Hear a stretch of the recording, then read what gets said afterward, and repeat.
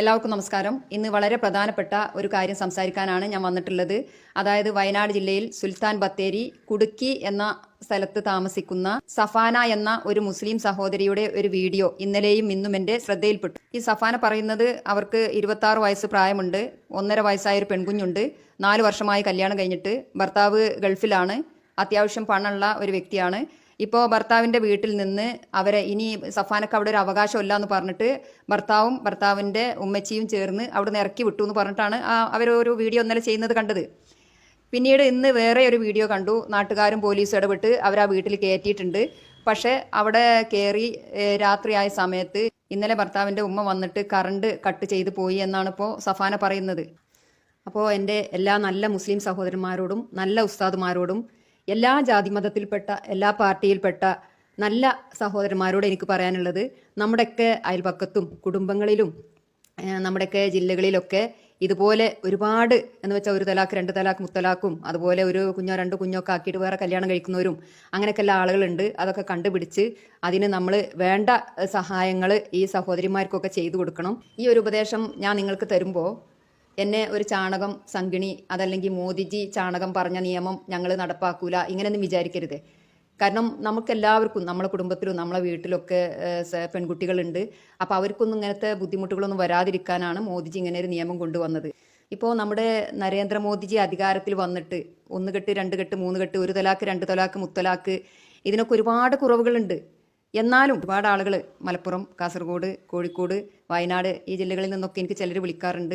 ഇപ്പോൾ അടുത്ത് കോഴിക്കോട്ട് നിന്ന് ഒരു താത്ത വിളിച്ചെന്നോട്, ഞാനും 3 കുട്ടികളും ഉണ്ട്, എൻ്റെ ഭർത്താവിന് ലോറി ഡ്രൈവറാണ്, അങ്ങനെ ഞങ്ങൾ മലപ്പുറത്ത് കൂടെ പോകുമ്പോൾ എന്നും ഒരു പെണ്ണിനെ കണ്ട് ഇപ്പം അതിനെ കെട്ടിയിട്ടുണ്ട്. ഈ നിയമം നിലനിൽക്കുമ്പോൾ എങ്ങനെയാണ് ഇവരിത് കെട്ടുന്നത് എന്ന് ചോദിച്ചെന്നോട്. എന്ന് വെച്ചാൽ എന്താ ചെയ്യുക? ഇതിന് കൂട്ട് നിൽക്കുന്ന കള്ളന്മാരായിട്ടുള്ള ഉസ്താദ്മാർ ഇപ്പോഴും ഉണ്ട്, ഇതിനായിട്ട് നടക്കുന്ന കള്ളത്തരം ചെയ്യുന്ന സഹോദരന്മാരും ഇപ്പോഴും ഉണ്ട്. അപ്പോൾ ഇവരൊക്കെ മനസ്സിലെന്താണോ, ഈ ഖുറാനും ഹദീസുകളൊക്കെ പഠിക്കുമ്പോൾ അതിലെ നല്ല കാര്യങ്ങളൊന്നും ഇവർ പഠിക്കൂല. അതിലെന്തെങ്കിലും മോശപ്പെട്ട 1-2 കാര്യങ്ങളുണ്ടെങ്കിൽ പറയും ഞമ്മൻ്റെ ഖുറാനിലും ഞമ്മൻ്റെ ഹദീസിലും അത് എഴുതി വെച്ചിട്ടുണ്ട്, 1 കെട്ട 2 കെട്ട മുത്തലാക്ക് ചെല്ലാന്ന് എഴുതി വെച്ചിട്ടുണ്ട് എന്നുള്ളത് പറഞ്ഞിട്ടാണ് ഇവരിത് ചെയ്യുന്നത്. അതിന് കൂട്ട് നിൽക്കുന്ന ചില ഉസ്താദുമാരും. അപ്പോൾ ഈ ഒരു കാര്യത്തിനാണ് ഇപ്പോൾ നമ്മുടെ മോദിജി വളരെ കർശനമായിട്ടുള്ള നിയമ നടപടി എടുത്തിട്ടുള്ളത്. ഈ കാരണത്താലാണ് ചില മുസ്ലിം സഹോദരന്മാർക്കും ഉസ്താദുമാർക്കും മോദിജിനെ ഇഷ്ടമില്ലാത്തത്. കാരണം അവർക്ക് തോന്നുമ്പോൾ കെട്ടാനും തോന്നുമ്പോൾ ഒഴിവാക്കാനും കുട്ടികളും മക്കളും ഇങ്ങനെ ആകാശത്തിലെ നക്ഷത്രങ്ങളെ പോലെയും ഭൂമിയിലെ മണൽത്തരികളെ പോലെ ഉണ്ടാക്കാൻ കഴിയുന്നില്ലല്ലോ. അവരൊക്കെ ഈ പെണ്ണിനെ കാണുന്നത് ഒരു യന്ത്രമായിട്ടാണ്. അപ്പോൾ ഈ ഒരു പെണ്ണിന് ഒരു ഭാര്യ അതല്ലെങ്കിൽ ഒരു പെണ്ണ് എന്നുള്ള വില കൽപ്പിക്കാതെ ഒരു യന്ത്രം പോലെ കാണുന്നവരാണ് ഇതൊക്കെ കാണിക്കുന്നത്. എന്നാൽ നല്ല ആളുകളുണ്ട് കേട്ടോ. എല്ലാ മുസ്ലിം സഹോദരന്മാരും ഉസ്താദുമാരെല്ലാം പറഞ്ഞത്, എത്രയോ മുസ്ലിം സഹോദരന്മാർ നല്ല രീതിയിൽ ഭാര്യനെയും മക്കളെയും നോക്കുന്നവരുണ്ട്. അവരെ ഭാര്യനെ അവർ വീട്ടിൽ പോലും ഒരു ജോലി ചെയ്യിപ്പിക്കാതെ അവരെ നീ കുഞ്ഞുങ്ങളെ നോക്കിയാൽ മതി, നീ പുറത്ത് ജോലിക്ക് പോകണ്ട, വീട്ടിൽ ജോലി ചെയ്യണ്ട എന്ന് പറയുന്ന നല്ല മുസ്ലിം സഹോദരന്മാരുണ്ട്. ഞാനിന്ന് സഫാന എന്ന സഹോദരിക്ക് വേണ്ടിയിട്ടാണ് ഇത്രയും സമയം സംസാരിച്ചത്. ഇതിൻ്റെ അവസാന ഭാഗമായിട്ട് എനിക്ക് സഫാനയുടെ അയൽവാസികളോടും നാട്ടുകാരോടും പറയാനുള്ളത്, സഫാനക്ക് ഒരു പോറലും സംഭവിക്കാൻ പാടില്ല. സഫാന ഭർത്താവിൻ്റെ ആ വീട്ടിൽ തന്നെ താമസിക്കണം. അതിന് വേണ്ട ഭക്ഷണവും വസ്ത്രവും അവർക്ക് വേണ്ട കറണ്ടും കാര്യങ്ങളും മറ്റുള്ള എല്ലാ സഹായങ്ങളും നിങ്ങൾ ചെയ്തു കൊടുക്കണം.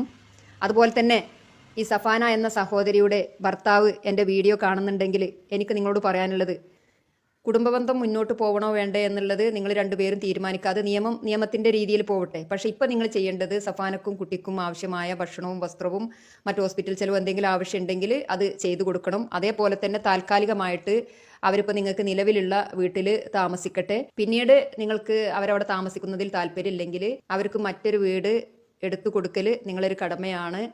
പിന്നെ ഒരു കാര്യം നിങ്ങൾക്കറിയാലോ, സഫാനയുടെ ഭർത്താവിന് മാത്രമല്ല ഇതുപോലത്തെ ഉള്ള ഉടായിപ്പ് തോന്നുമ്പോൾ കെട്ടലും തോന്നുമ്പോൾ ഒഴിവാക്കലും കുട്ടികളെയും മക്കളെയും ഉണ്ടാക്കലൊക്കെ ഒരു കാലത്ത് നമുക്കിവിടെ നടന്നിരുന്നു. ഇപ്പം അതൊന്നും നടക്കില്ല എന്നുള്ളത് നിങ്ങളും നിങ്ങളെപ്പോലുള്ള ഉടായിപ്പ് ചിന്താഗതിയുള്ളവരും ഓർക്കുന്നത് നന്നായിരിക്കും. കാരണം ഇന്ന് ഭാരതം ഭരിക്കുന്നത് നരേന്ദ്രമോദിജിയാണെന്ന് ഓർത്താൽ വളരെ നന്നായിരിക്കും. എല്ലാവർക്കും നന്ദി, നമസ്കാരം.